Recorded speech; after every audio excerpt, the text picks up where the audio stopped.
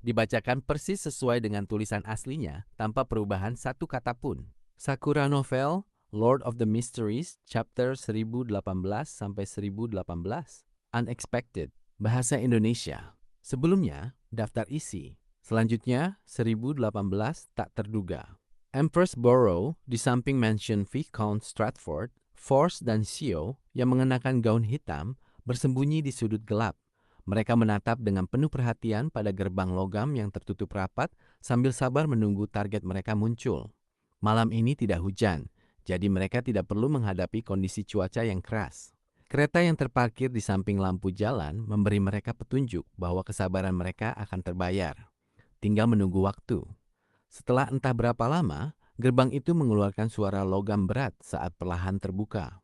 Sebuah sosok dengan jubah hitam muncul dengan kepala tertunduk. Sosok itu berjalan ke samping kereta dan dengan lincah menaiki kereta.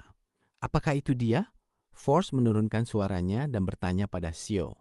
Dia tidak memiliki kekuatan Beyonder yang dapat mengembalikan karakteristik target dari deskripsi semata, dan dia belum pernah melihatnya sebelumnya.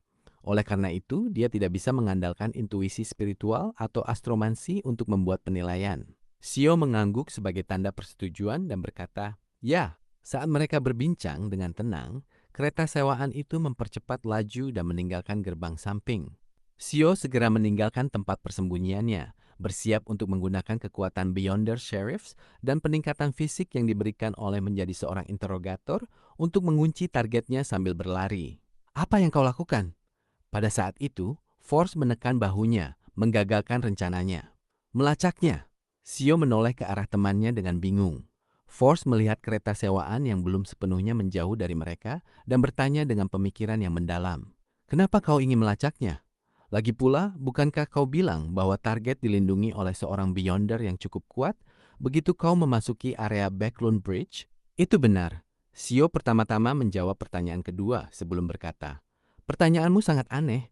Alasan kau melacak seseorang adalah untuk menentukan penampilan, identitas, dan motif target." Force menarik tangan kirinya dari bahu Sio dan menunjukkan senyuman. "Karena target dilindungi oleh seorang Beyonder yang cukup kuat, akan sulit bagi kita untuk menyelesaikan pelacakan di area Backlund Bridge. Kita tidak akan bisa menemukan tempat tinggalnya dan mengetahui identitas aslinya. Apakah kau ingin langsung melawan pelindungnya? Meskipun kau punya aku untuk membantu, apakah kau yakin tentang kekuatan orang itu? Seberapa yakin kau? Apakah itu akan sangat berbahaya? Selain itu, begitu pertarungan dimulai, itu pasti akan membangunkan target. Ini sama seperti menghentikan kereta di tengah jalan dan menghadapi dia secara langsung. Ini akan menggagalkan tujuan utamamu. Ini akan membangunkan Viscount Stratford dan mencegahnya jatuh ke dalam keadaan yang memberimu kesempatan untuk bertindak. Jika kita melakukannya, maka ada kemungkinan gagal. Tetapi kegagalan sudah pasti jika kita tidak melakukan apa-apa. Sio menekankan bahwa dia memahami situasi dengan baik. Semua yang dia inginkan adalah mencoba dan menemukan kesempatan di tengah jalan. Saat itu, kereta sewaan sudah berbelok ke jalan lain di ujung jalan. Force mengamati bagian belakangnya yang perlahan menghilang sambil menggelengkan kepala dan tersenyum. "Tidak, tidak, tidak. Kita perlu mengubah cara berpikir kita. Kita harus terlebih dahulu mencoba mencari tahu penampilan target. Setelah fajar, kita bisa menggunakan penampilannya untuk melakukan penyelidikan normal di area Backlund Bridge dan kemudian mendapatkan informasi dari saluran lain." "Pilihan kata-katamu sangat profesional," Sio berkata sambil berpikir. "Tentu saja, aku pernah menulis novel detektif sebelumnya." Force menjawab tanpa rasa rendah hati. "Tapi bagaimana aku bisa mengetahui seperti apa targetnya tanpa membangunkannya?" Sio mengajukan pertanyaan yang paling krusial. Dengan persiapan yang matang, Force mengeluarkan Leymano's Travels dan berkata dengan senyuman, "Sederhana, menggunakan psychological invisibility yang dicatat oleh Miss Justice." Meskipun Audrey tidak pernah mengalami situasi yang memerlukan dia menggunakan Leymano's Travels, dia telah menyewanya 3 kali karena rasa ingin tahunya. Dia mempelajari penggunaan dan sifat kekuatan Beyonder yang dicatat, dan dia mencatat kekuatan Beyonder miliknya sendiri ke dalamnya. Ini termasuk psychological invisibility yang cukup berguna. Mengenai identitas aslinya, Sio dan Force semakin yakin, tetapi mereka tidak langsung bertanya atau melakukan penyelidikan lebih lanjut. Itu adalah bentuk penghormatan paling dasar terhadap anggota Tarot Club yang lain. Setelah mendengar jawaban temannya, Sio menyadari dan langsung terinspirasi. Force melanjutkan, Dengan menggunakan kekuatan Beyonder di halaman ini, kau akan ditempatkan di titik buta sensorik semua makhluk di sekitarmu. Mereka tidak akan bisa melihatmu meskipun kau melompat di depan mereka. Dengan begitu, kau bisa langsung menaiki kereta dan berdiri di depan target, secara terbuka mengamati penampilannya dan mengingat semua ciri-cirinya. Terkadang aku berpikir bahwa orang yang menggunakan psychological invisibility mungkin berakhir terinjak mati oleh makhluk besar yang kebetulan lewat jika mereka tidak beruntung. Jangan terlalu berisik nanti. Jangan berbicara dengan makhluk terdekat, atau kau akan menarik perhatian. Biarkan psychological invisibility menghilang secara otomatis. Yah, Shio mengangguk, lalu dia mengangkat masalah lain. Bagaimana aku bisa mencegah target menyadari pembukaan mendadak pintu kereta saat sedang berjalan? Tanpa menunggu jawaban Force, dia segera mendesak. Apakah kau mencatat kekuatan Beyonder Door Opening? Tebak, Force tersenyum sambil menyerahkan Leimanos Travels kepada temannya, memberitahunya halaman mana yang berisi Psychological Invisibility dan Door Opening. Dengan pemikiran ini, Shio segera berlari di antara bayangan, mengejar kereta sewaan. Tak lama kemudian, dia melihat targetnya. Tangan kanannya langsung bergetar saat dia membuat buku catatan kuningan hijau itu memperlihatkan halaman kulit kambing kuning coklat. Dia menggesekkan jarinya dengan lembut, dan Shio seolah melihat cahaya bergetar tak terhitung muncul di permukaan danau dalam yang menyebar keluar. Ketika penglihatannya kembali normal, dia mempercepat langkahnya dan berlari ke samping kereta. Untuk memastikan tidak ada yang salah, Shio tidak langsung mengambil tindakan. Dengan beberapa langkah lebar, dia menyalip kuda. Dia kemudian berbalik seolah sedang menyeberang jalan. Namun pengemudi kereta tidak memperhatikannya dan dia juga tidak meneriakinya atau menahan kudanya. Setelah memastikan efek psychological invisibility, dia mempercepat langkahnya dan menghindari kuda yang berlari dan datang ke samping kereta. Setelah pengamatan singkat, dia membuka Leimanos Travels dan memperlihatkan halaman putih yang dipenuhi pola dan simbol aneh. Kemudian dia mengulurkan tangan kanannya dan menekannya pada permukaan kereta. Sosoknya seketika menjadi transparan dan dia muncul di dalam. Wanita berjubah hitam itu duduk di hadapannya secara diagonal seolah sedang berpikir, menatap jendela kaca tempat Shio berdiri. Namun dia tidak menyadari pemburu hadiah yang tiba-tiba menyusup. Pada jarak yang sedekat itu, bahkan dengan jubahnya yang diturunkan, Shio bisa melihat wajahnya dengan jelas. Selain itu, wanita itu tidak sewaspada dia saat berjalan di luar. Setiap gerakannya tampak cukup santai dengan tudung hanya menutupi matanya. Seketika penampilannya tercermin di mata Shio, tumpang tindih dengan wajah yang masih memiliki beberapa ciri laki-laki. Ini adalah kekuatan Beyonder dari seorang sheriff. Mata Shio membelalak saat dia tidak bisa menahan diri untuk berteriak. Sherman? Dia bisa meramalkan bahwa wanita yang sering memasuki kediaman Viscount Stratford itu cukup cantik, tetapi dia tidak pernah menyangka wanita itu adalah temannya Sherman. Dia dulunya seorang pemuda, seorang pria yang tidak dianggap androgini, kini tampak cantik. Dia memiliki pesona seorang wanita. Saat itu, Shio tidak bisa menahan diri untuk mengamati Sherman.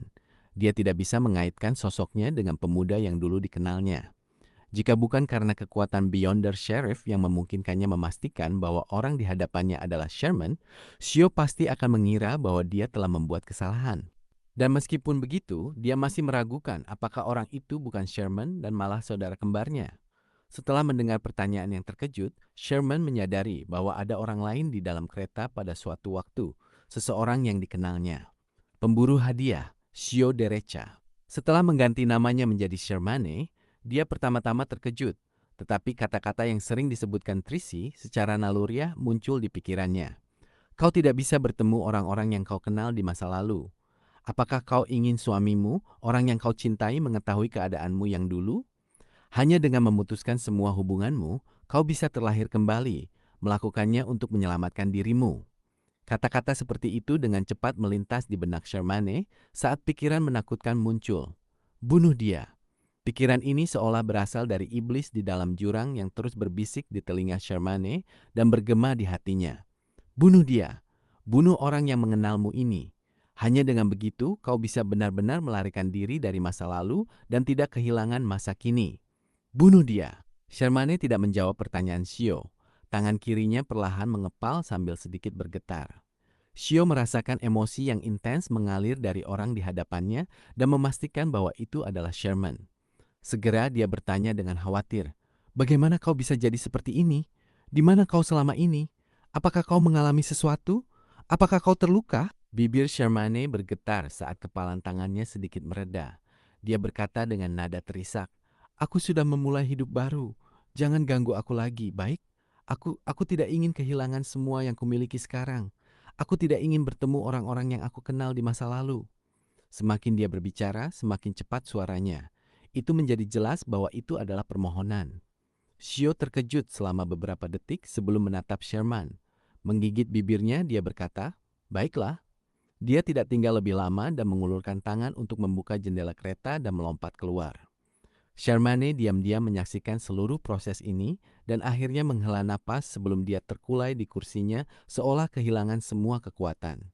Tidak mudah baginya untuk mengendalikan iblis di dalam hatinya. Saat itu dia melihat sosok yang cepat menggaris keluar dari udara di sampingnya. Sosok itu mengenakan gaun hitam kuno, tetapi itu tidak mengurangi kecantikan dan sikapnya. Dia duduk di sana dengan tenang tanpa sepatah kata pun, tetapi mustahil untuk tidak memandangnya. "Demoness Trissy, mengapa kau tidak membunuhnya?" Trissy bertanya dengan senyum, tanpa menunjukkan kesedihan, seolah-olah sebuah percakapan santai di mana dia menanyakan apa yang dia minum malam sebelumnya. "She adalah salah satu dari sedikit orang yang tidak mengucilkanku. Dia bahkan membantuku." Shermane menjawab dengan terkejut sebelum mengernyit. "Mengapa kau di sini?" Trissy tersenyum dan berkata, "Aku melindungimu." Tanpa menunggu jawaban Shermane, dia berkata, "Kau tampaknya dalam suasana hati yang baik saat keluar." Shermane mengingat apa yang telah terjadi dan dengan malu berkata, Mungkin aku memiliki kesempatan untuk menjadi seorang ibu." Saat dia berbicara, dia menyentuh perutnya dengan tangan kanannya, sudut bibirnya tidak bisa tidak melengkung. "Aku merasa dia mendorongku." Shermane tiba-tiba membeku dan melontarkan, "Bagaimana bisa secepat ini?" Dia tidak yakin apakah dia bisa hamil hari ini. Melihat reaksinya, Trissy tersenyum semakin menawan. Sakuranovel.id